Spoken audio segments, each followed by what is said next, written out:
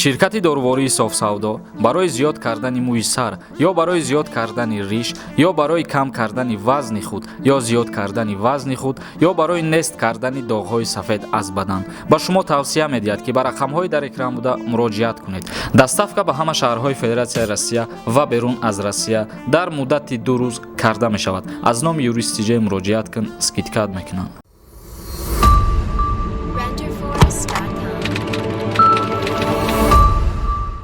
ассалому алайкум ба ҳама тамошобинони барномаҳои Сормон Сафаров. мавзӯи имрӯзаи мо боз тааллуқ дора барои муҳоҷирон, яъне ки барои мигрантҳое ки дар Россия қарор доштанд ва дар ҳолати беморӣ баргаштанд баъзеҳош ба ватанҳои худшон, ба ҷумҳурии Тоҷикистон ё ки ба Узбекистон ё ба Қирғизистон, умуман шаҳрванди куҷое ки буданд баргаштанд ба ватанҳои худшон. ҳозир мо дар бораи ана ҳамиё каме суҳбат мегзаронем ки як хабари нав аз ҷониби ҳукумати Федератсияи Россия барои тамоми мигрантҳо пешкаш шуд. Федератсияи Россия имкониятҳои дақиқи иҷозати ширкатҳои бузурги сохтмониро барои овардани муҳоҷирони аз давлатҳои иттиҳоди давлатҳои мустақил пешниҳод кард. яъне ки дар давраи беморӣ муҳоҷирон баргаштанд ба ватанҳои худшон ва Россия имконият дод ки ширкатҳое ки калонану сохтмонҳои калонанд иҷозат ба ана ҳамуҳо дод ки дархост кунанд, пешниҳод кунанд ва барбигардонанд муҳоҷирона бе ягон монеа, ки дар ин ҳолат ҳозир аз чандин давлатҳо низ душвор аст, на танҳо аз ҷумҳурии Тоҷикистон, аз чандин давлатҳо ба Россия рафтан душвор аст ва ҳукумати Россия тасдиқ кард ки ширкатҳои сохтмонии калон пешниҳод кунанд ва мигрантҳоро обратно ба Федератсияи Россия ба кор даъват кунанд. инчунин дар Федератсияи Россия масъалаи имтиёзҳои иловагӣ барои корфармоён ки муҳоҷиронро киро мекунад ҳалли худро меёбад, гуфт муовини сарвазири сохтмон.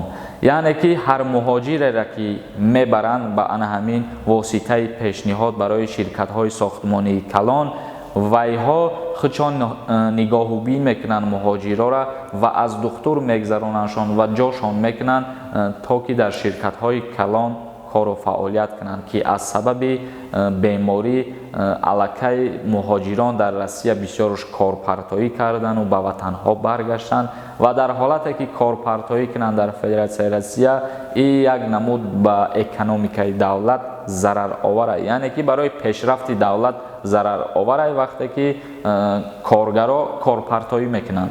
Федератсияи Россия қайд кард ки пеш аз ҳама ин тағйиротҳо ба имкони таъмини вуруди муҳоҷирон аз ҷумҳурии Тоҷикистон ва аз ҷумҳурии Узбекистон ба Россия дахл хоҳад дошт.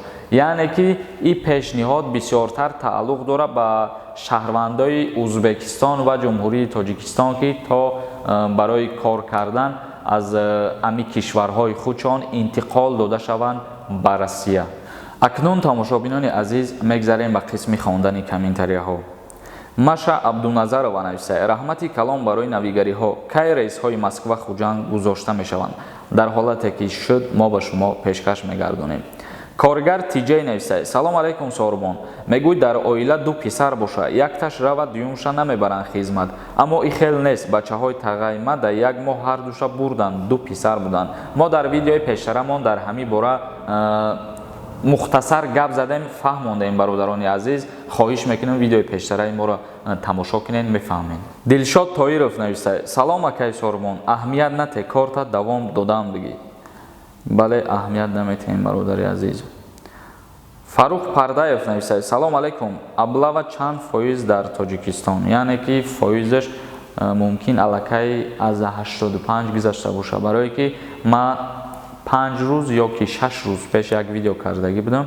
ҳамун чене ки видео кардам 75% буд, вале баъди ума дигар дар ин маврид ягон ахборот нахондам, мумкин ки 90% ё 85% шида боша.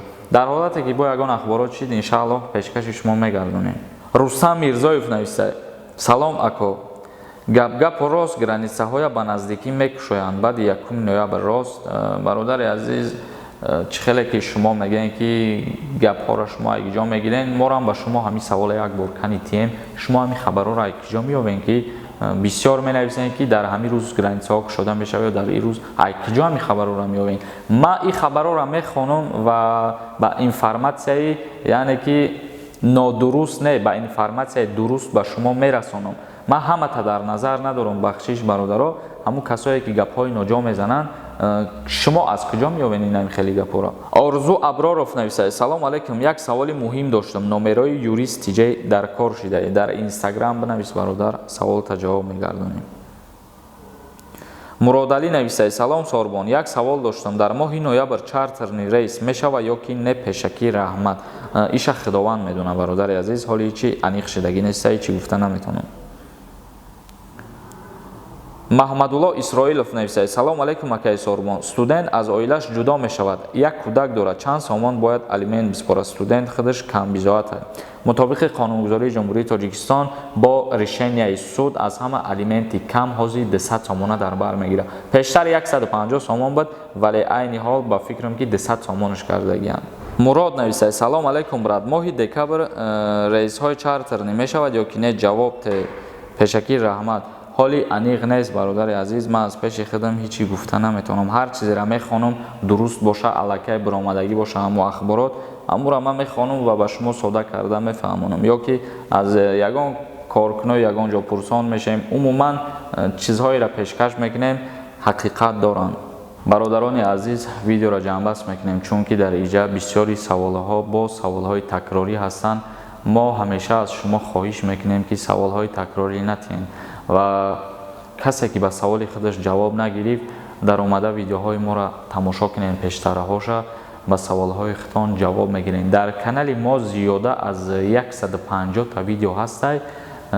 бар зами 150 видеое ки мо кардагием, саволҳое ки мо 1 сол пеш ҷавоб медодем, ҳамун саволҳоро боз ҳар рӯз додан мегиранд, ё саволҳое ки 1 моҳ пеш ҷавоб додагием, боз ҳамун саволҳоро додан мегиранд. бахшиш барои ҳамин аз ҳаматон ки касе ба саволи худаш ҷавоб нагирифта бошад, чунки мутаассифона дар иҷа ҳастанд бародароне ки намехоҳанд мо бисёр саволҳоро такрорӣ ҷавоб додан мегирем. дар паноҳи Аллоҳ бошем бародаро. дар канали юрист тиҷа обуна шуданро фаромӯш намекунем.